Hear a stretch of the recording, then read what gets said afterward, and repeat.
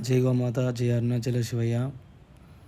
ఈరోజు విపరీతంగా గాలి తుఫాను రావడంతో చూడండి, మేము ఎంతో కష్టపడి వేయించుకున్న షెడ్డు గోశాల కోసం చూడండి రేకులు లేచిపోవడం జరిగింది.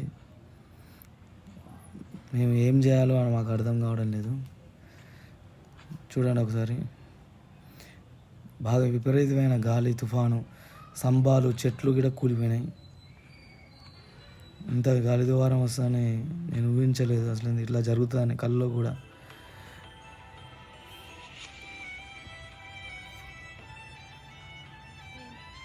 నేను ఎంతో కష్టపడి తాతల్ని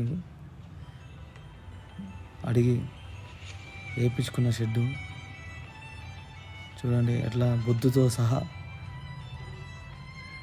అలా మొత్తం ఇటుకలతో సహా ఎట్లా కింద పడిపోయినాయి చూడండి. ఎలా పడిపోయినాయో మొత్తం ఏడి కాడికి మొత్తం పైనుంచి లేచి అనామత పడిపోయినాయి మొత్తం. నాకు ఈ షెడ్ మొత్తం వేయించిన శ్రీమనారాయణ భక్తుడు ఇలా చూస్తే ఎంత బాధ పడతాడో మాకు అర్థం కావడం లేదు.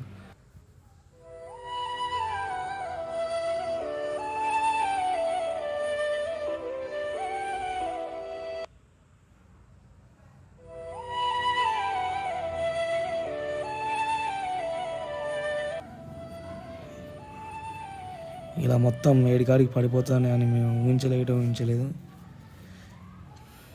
ఇప్పుడు మళ్ళీ అవన్నీ తీసి మళ్ళీ పెట్టాలంటే చాలా రిస్క్తో కూడిన పని. మళ్ళీ బొద్దు వేయాలి, మళ్ళీ పనులను తీసుకురావాలి చాలా.